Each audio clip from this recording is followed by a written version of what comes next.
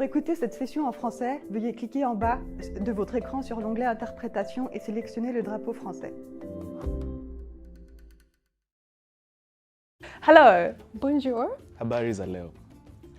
On behalf of ICLEI Africa, the Africa Center for Cities, Our Future Cities, Surge Africa and the Red Cross Crescent Climate Center, we are delighted to welcome you to the Rise Africa 2023 Action Festival.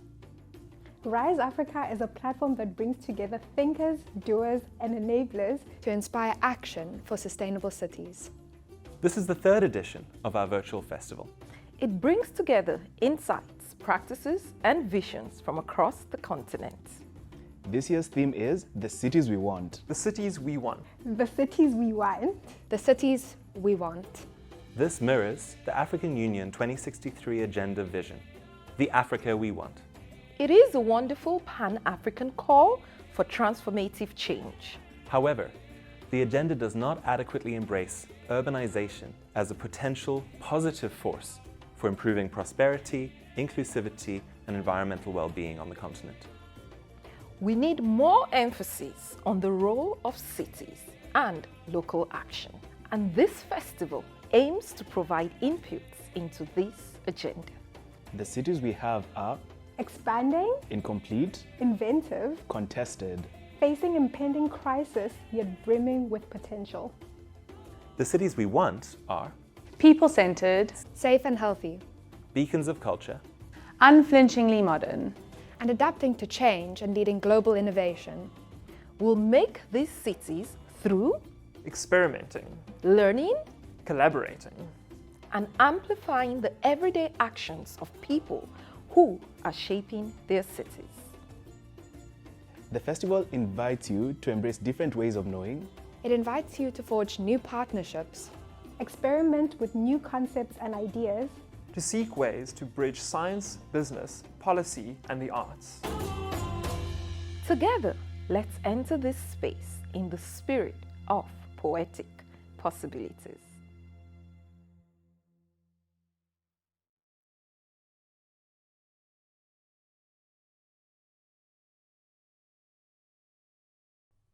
À l'encre de mon sang, au papier de ma langue, à mes yeux qui tanguent lentement dans le vide, rêvant un jour de laisser des traces de regard sur les villes que nous voulons et imaginons au-delà des vers.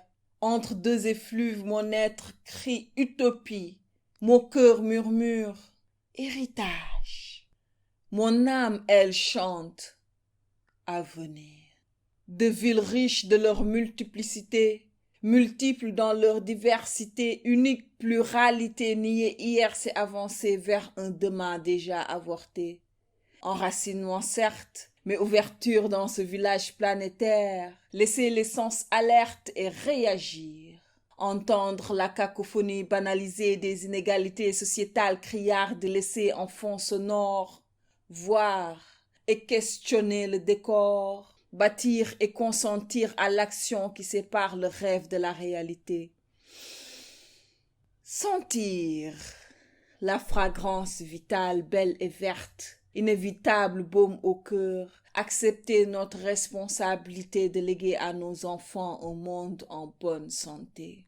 Démocratiser le goût, que plus aucun palais, d'aucune bouche, d'aucun enfant, d'aucun pays ne soit plus jamais sec. Démocratiser le goût des rêves, des voyages qui s'exécutent quel que soit l'âge, le long des pages, au fil des chapitres, sur le pupitre de la connaissance, seul germe du choix. Toucher l'idée d'infrastructure qui marche allègrement sur le chemin de l'innovation. Enracinement certes, mais ouverture dans ce village planétaire. Laisser les sens alertes, mais surtout réagir.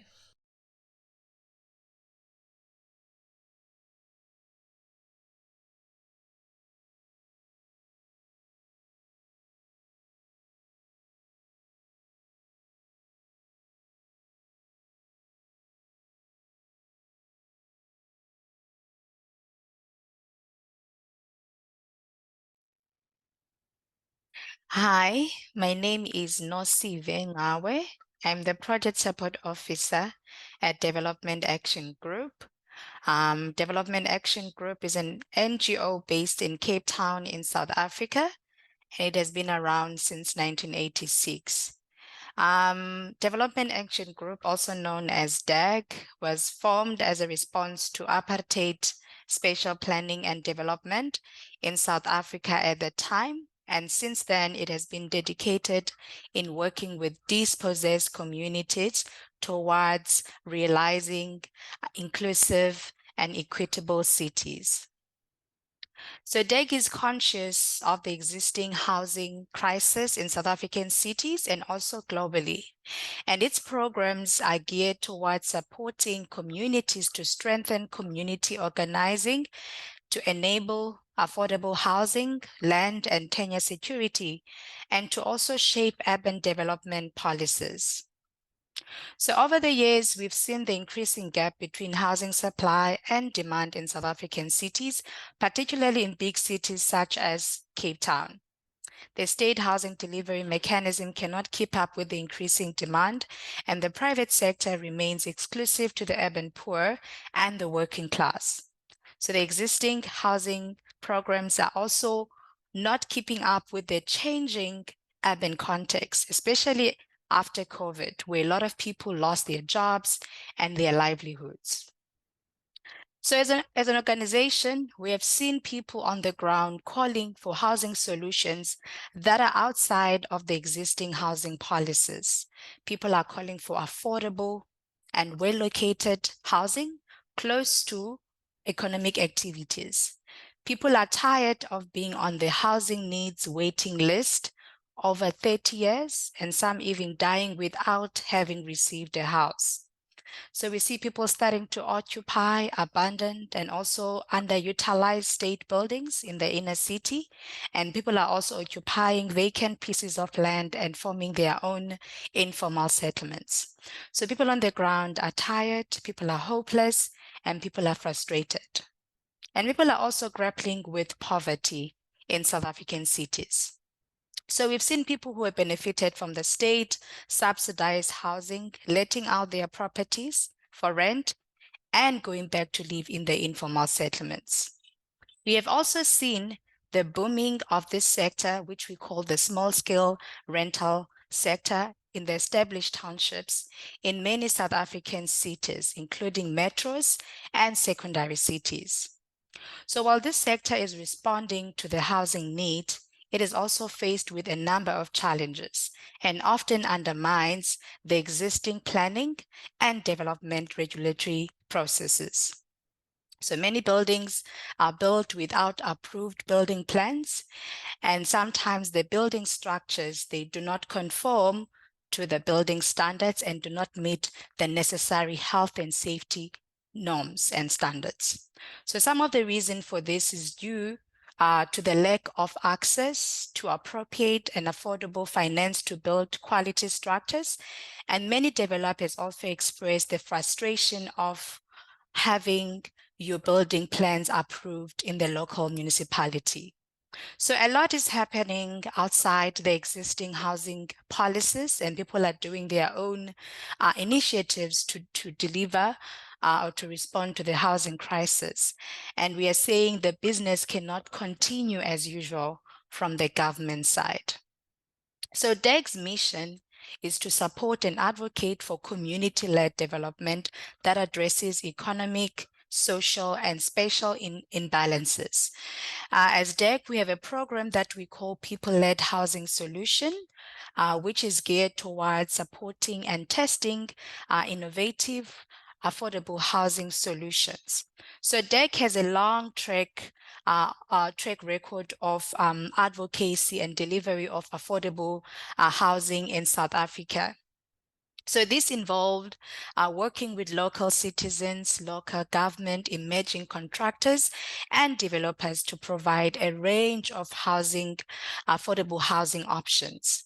So our strategy is to advocate with the government for incremental and long-term response towards informality and housing crisis that we speak of. And also we support internally the development and the delivery of affordable rental housing through the Contractor and Developer Academy. So Contractor and Developer Academy, also referred to as CDA, was incubated in 2017. So CDA is an enterprise development and support center to individuals who want to test affordable rental housing solutions. So the Academy offers a range of services from capacity building to training courses, data management and analysis, where we track the trends of the sector. And also we do sector coordination and advocacy. But for the purpose of this lecture, I'm going to talk briefly about the capacity building program of the CDA. So the Academy conducts information session where it exposes homeowners, property developers, and those aspiring to be property developers to the regulatory requirements and development processes. We also conduct information session with emerging construction companies, those who are building these structures and maintaining their infrastructure.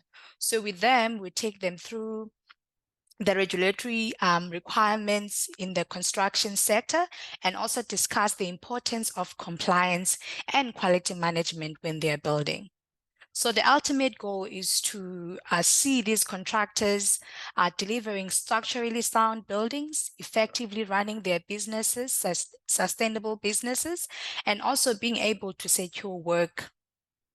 So we also use these information sessions to better understand the challenges faced by the contractors and also by the developers on the ground. And also we gear our advocacy strategies and activities towards addressing those identified challenges. So annually, we run formal training courses for both emerging contractors and also for the developers. We have been running the contractor course since 2018, and we have recently launched the developer course in 2022. So the courses are designed and facilitated in partnership with the lecturers from the University of Cape Town, Ms. Amanda Filtane and Professor Francois Verelu from the Department of Construction Economics and Development. So the module covers a range of theory and also practical content, and with well-designed assessments to test the understanding and the application of the content by the participants. So each year, we train an average of 20 contractors and 20 developers, and there's a high demand for these training programs. So we receive high numbers of application, but unfortunately, due to our limited capacity, we can only take 20 participants for each course each year. And we often encourage companies that are led by women, by youth, and also people with disabilities to apply for these courses. And unfortunately, again, at the moment, our training courses are within the city of Cape Town. So our geographical reach is also limited, but we are thinking of scaling up our work and taking these courses to other cities and metros where this sector is booming. So post-training, we offer lifetime support to the contractors and the developers, and we also have got a mentorship program to support them when they implement projects and also when they are running their businesses. So there are some positive outcomes that we've identified as a project and as an organization through our capacity building program. So we see the capacity of the property developers being built, and also for the contractors. So they understand the planning, the legal, the financial, and the management of property development. And we see on the ground the delivery of affordable rental housing, but we would also like to see that happening at scale. Unfortunately, not all the developers on the ground at the moment are part of our training, so a lot of work still needs to be done to raise awareness and also to educate the property developers. We also see the contractors, they understand the construction compliance requirements and also the importance of quality management when they are building these structures. And also, interestingly, through these courses, the classroom discussion, we also see them as opportunities for peer-to-peer learning and also opportunities for collective advocacy and lobbying amongst the developers and also amongst the contractors, so they can share the challenges that they face collectively. We have also seen a greater recognition and embracement of this sector or subsector, the small-scale rental sector, by the government. And the challenges that and the gaps that we've talked about, they are also now being tabled as important agenda items in all spheres of government, local government, and also the national government. So small-scale rental housing and the informal backyard housing are important housing solutions in bridging the gap between supply and demand for housing in South African cities. And the DEGS training program play a very important role in building the capacity of the property developers and also the builders. However, our training or capacity building initiatives are not going to be adequate if the enabling environment or the environment out there is not enabling enough to allow this sector and the people within its ecosystem to thrive. So we call for policy reforms, we call for accessible and affordable finance options. We also call for access to affordable and well-located land. So those are some of the missing pieces of the puzzle. And we as DEC, we say we're going to continue working and strengthening the community as we have always been doing for the past 37 years. So thank you very much.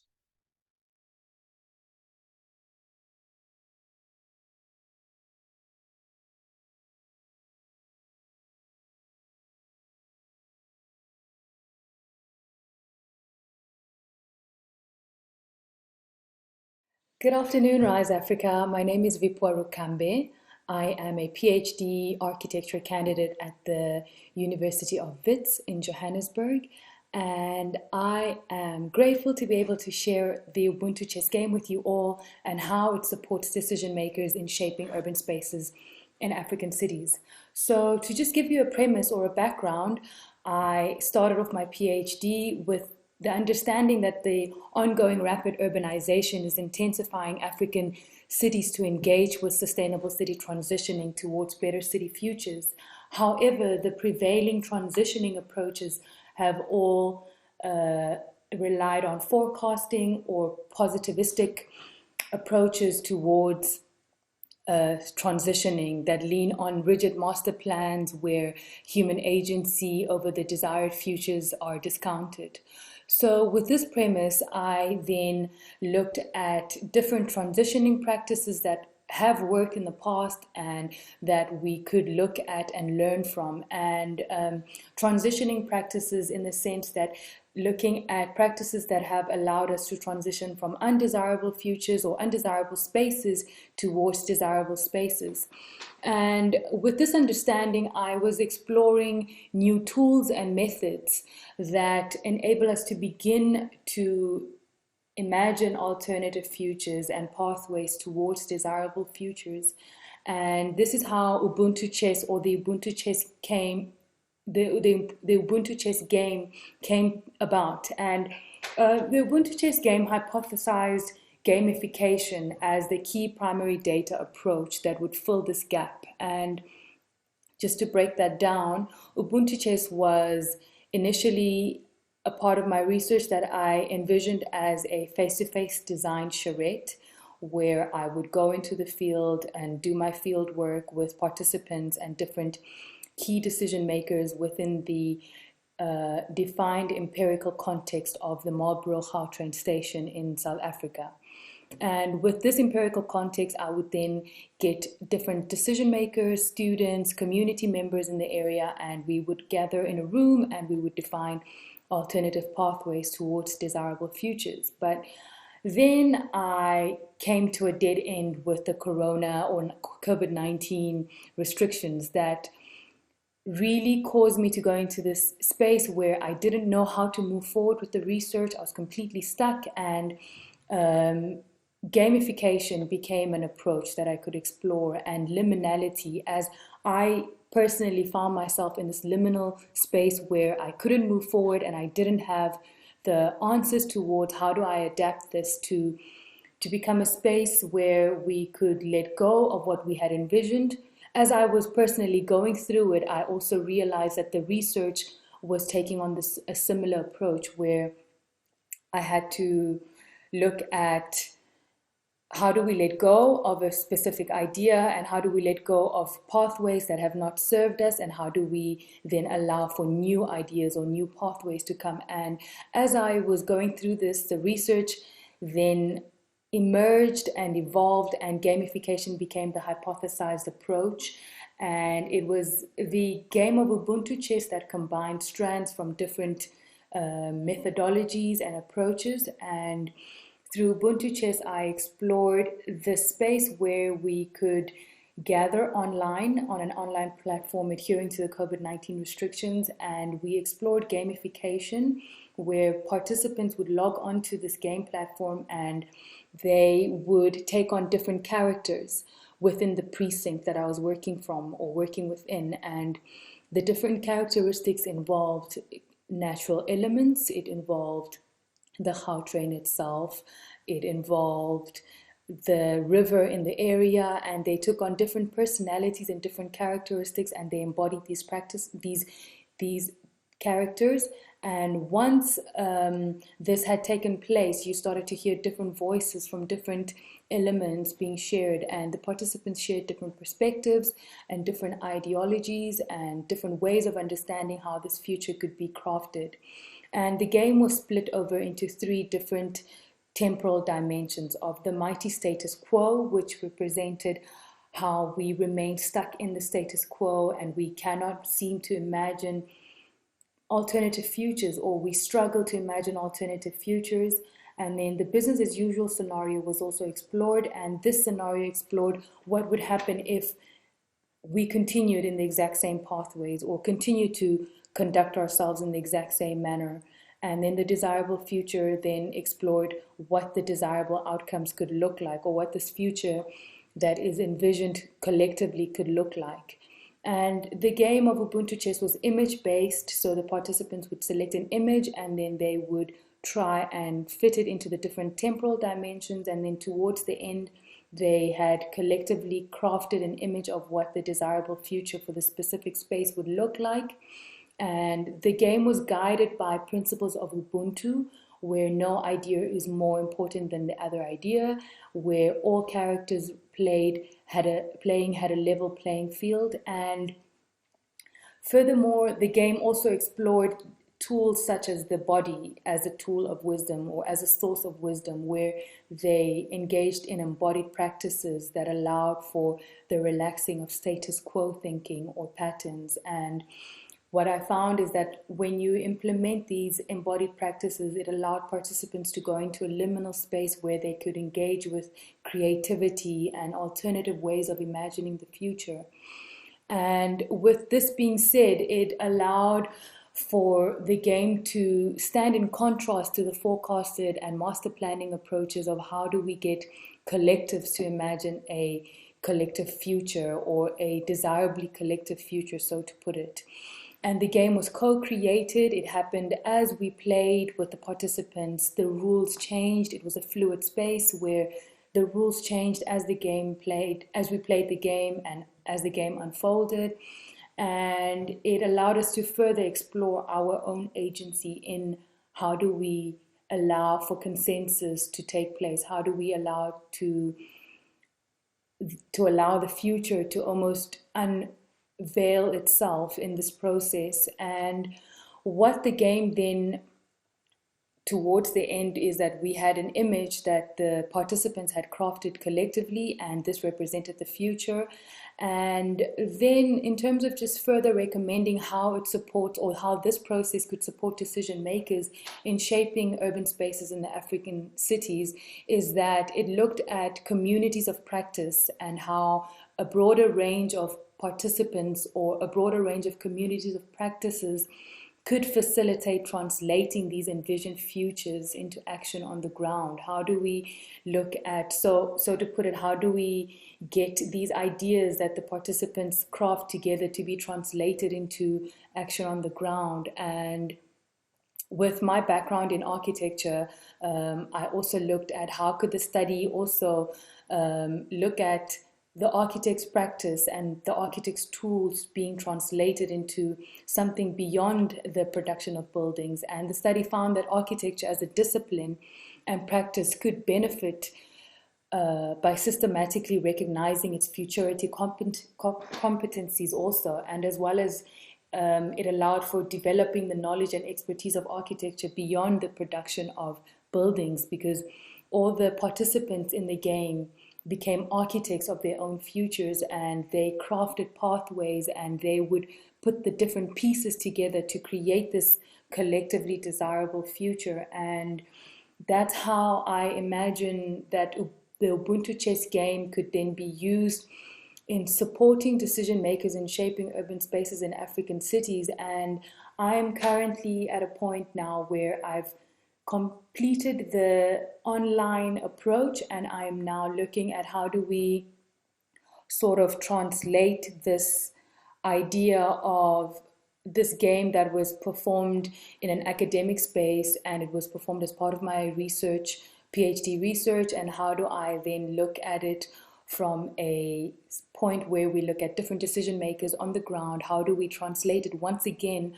from the online into real life context with really messy spaces, and how do we unlock and how do we imagine alternative futures for the spaces? And that is my goal with Ubuntu Chess, to see it being translated onto the ground, and that's what I'm currently exploring. And the question is that Ubuntu poses is, how do we collectively allow for alternative futures to emerge or to unveil themselves throughout this process?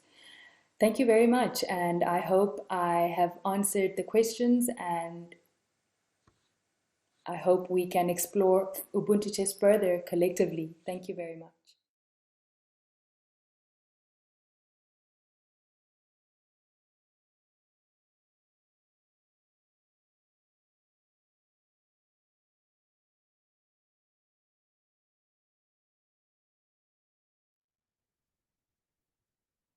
Hi, everyone. Thank you so much for this opportunity to participate and be part of Rise Africa in 2023.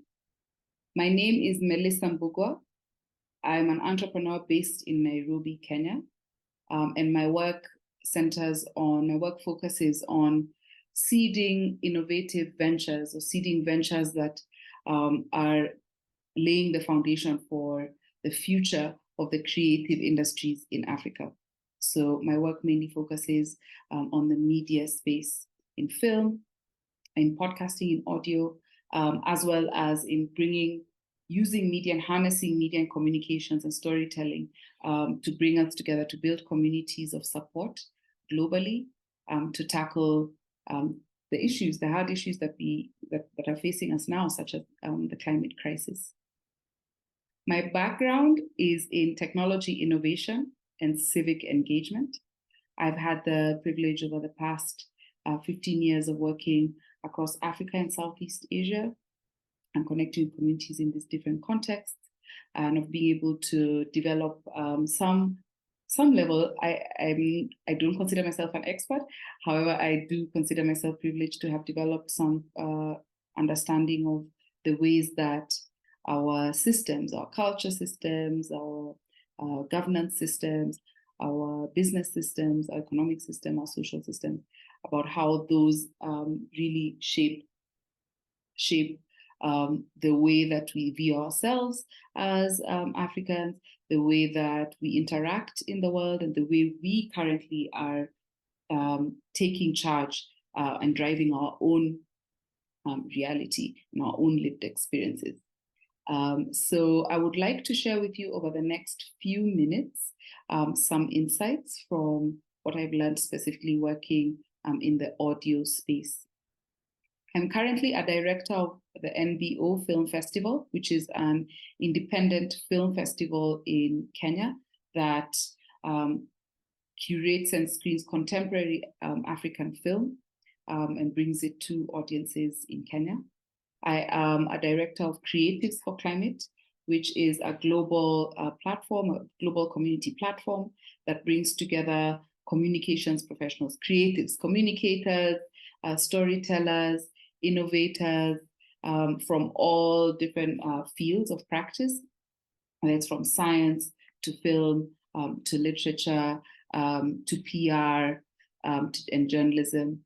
And this platform, Creatives for Climate, connects, upskills, and really just creates space for people to be able to collaborate, to take meaningful action, to deploy their communication skills to take meaningful climate action.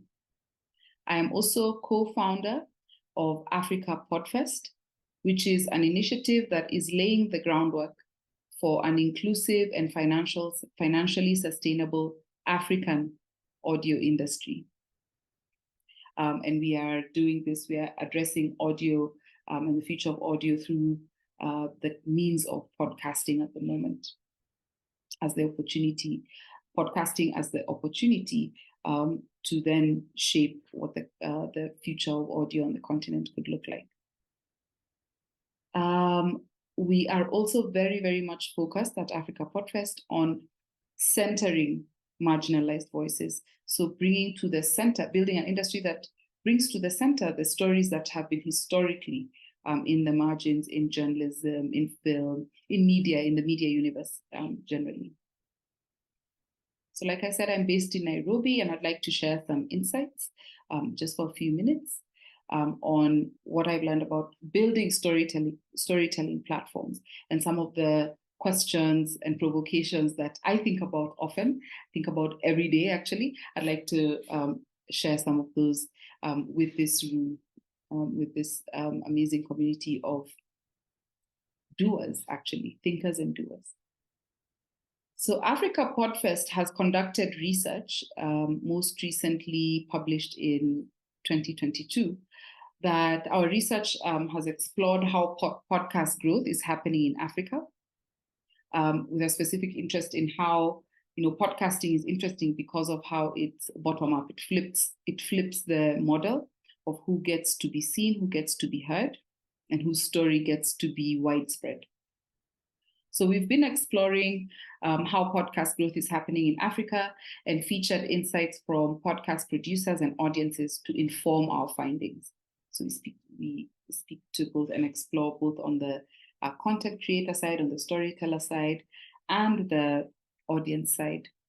We've reviewed the literature on African audio and podcasting as well. And we found that informal media, the informal media economy really is what is continuing to drive most innovation in the audio space in Africa. And for purposes of this lecture, I should say at this point, I'm specifically considering, when I say audio, I'm referring to podcasting, storytelling, through the spoken word, and not necessarily referring to music, even though definitely, I acknowledge music is a very huge part of audio storytelling. But because music, the music industry is on its own journey and far more, I would say, sort of advanced in the digital space and globally, African music is a few steps ahead in some ways. So we're here specifically looking at narrative and nonfiction and journalism, storytelling through the lens of podcasts specifically. So African audiences, what we found is that they are lying in wait. African audiences are lying in wait for narratives that better represent their own lived experiences. And that's what's driving the growth of podcasts so far. And the growth is quite sharp. Especially over the past 2 years, the growth has been quite sharp. So people are just looking for, and we all know that Africa is young. Most Africans are young and seeking a different identity. We're collectively kind of seeking a different way to see ourselves, to see each other beyond these boundaries of our cities, of our countries, and to see ourselves beyond the narratives that have been given to us about ourselves. This is what's driving podcasting from an audience perspective. People just are really excited to hear a fresh narrative, a fresh voice that resonates with their own lived experience, and a story that resonates with their lived experience. So from hard investigative pieces to narrative fiction and audio theater, these are some of the genres that we've seen, and there are many, many more. The audio space is really just ripe with opportunity for fresh stories to flow. And there's a relationship here between the new audiences come on board to podcasts, the more that new podcasts come on board. So we found this, and it's quite interesting. So for example, to use an example, we find that career or business advice, business podcasts run by women will tend to have wider audiences the more they exist. So if there's one business podcast focusing on women in business, then the audience size would be sort of as large as that podcast is able to attract. When there are 5 such podcasts or podcasts in that theme, the audience gets bigger. So it's the audience interest is growing in tandem with the storyteller's efforts, if that makes sense. So audio storytellers, they tend to be drawn to the podcasting format by its autonomy. Sort of podcasting formats are pretty much as varied as your own imagination as a storyteller. You can go the 5 minutes an episode route. You can have longer episodes that are an hour, 2 hours long. You can have music infused. You can do poetry. You can have a single narrator. You can have multiple voices. The possibilities are endless, really, in terms of format and storytelling style. It's also autonomous in the sense that, at least in theory, for as long as you have a mobile phone or you have a mic, and you're able to use your voice to tell a story, to express yourself, then you're potentially a podcaster. The other factor that's drawing people to use podcasts as a storytelling format is that it's more accessible, both in economic terms relative to pre-existing to legacy media, where you can start a podcast in your house with your phone, with what you have on hand, your phone, internet access, and a quiet room.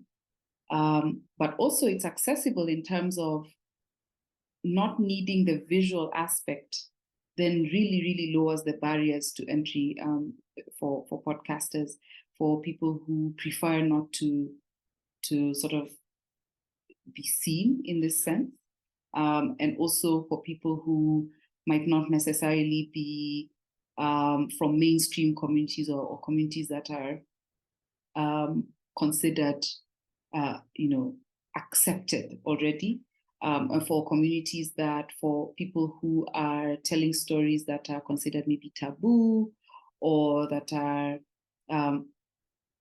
considered dangerous, risky, and I'm sure everyone understands what I mean by this. So depending on the country you're in, if you're, for instance, there are podcasts that are targeted specifically at migrant communities who all have mobile phones. So, and they do have internet access in some of the locations where they tend to receive support and so on.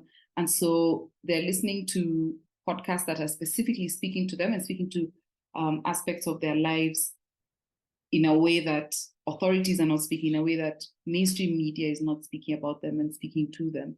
So it's podcasts by migrants for migrants.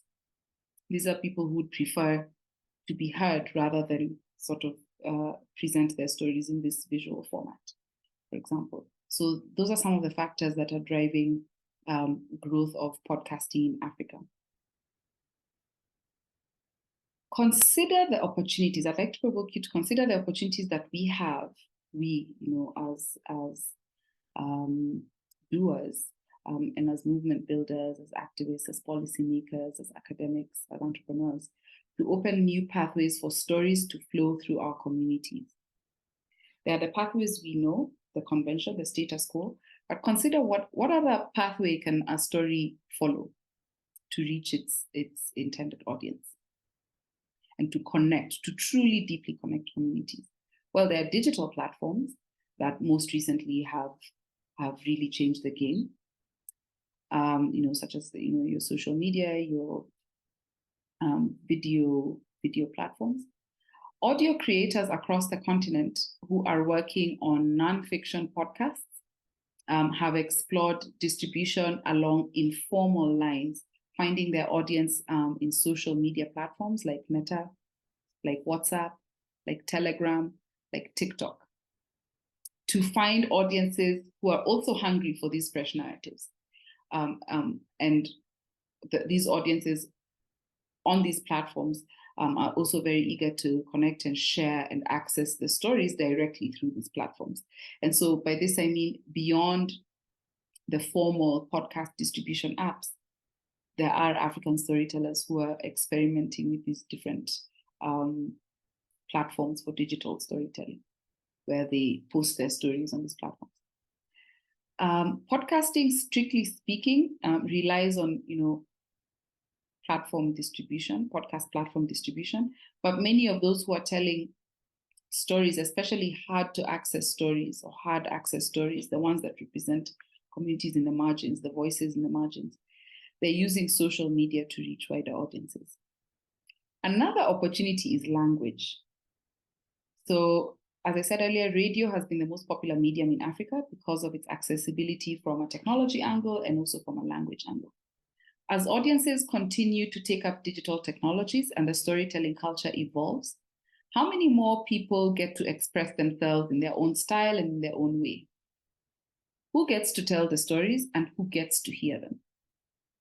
Africa Podfest research has showed that audience demand for podcasts is centered in cities. But when we think of the lines in our cities along which internet access or digital access is drawn, many questions arise, such as what can we do to connect those communities that are in the margins of our digital infrastructure and of our sort of mainstream media, formal media infrastructure and culture and storytelling culture. How many more? We all know that, an African city really is, African cities tend to be very diverse. But the media as it exists doesn't necessarily reflect this, which is the opportunity that podcasters are addressing and that we tend to think about often as Africa Podfest and as other podcast ecosystem builders. As we face the climate crisis and realities of our current world, we need to connect more deeply with each other as people in Africa and in our cities, living in urban centers on the continent. And we need to connect with each other more deeply through stories. Stories are the way in which human beings most organically and inherently connect with each other. This way, through our stories, and we've already seen this through podcasting, we foster shared understanding of each other beyond borders, beyond the sort of boxes that we've been placed historically. We can also foster collaboration beyond borders, beyond even overcoming the geographical, physical barriers to actually connecting. And together we can build platforms that help us move in sync as the people of Africa. So the way I see it, with new thinking about whose voice gets to be heard and who gets to be seen, the possibilities are really endless for what our cities could look like, for what our lives as Africans could look like. The way I see it, African cities have a future that is as bright as our willingness right now at present to take our experimentation with the tools and models that are emerging currently in the media space. Before we get that Africa passport, the one that will allow us to travel without visas, right now, we can travel into each other's spaces through the use of media. Thank you so much for your time and for this opportunity. In order to learn more and get involved with audio in Africa, you can visit our website, www.podcasting.africa. You can also visit @Africa Podfest, @Africa Podfest on social media. Thank you so much.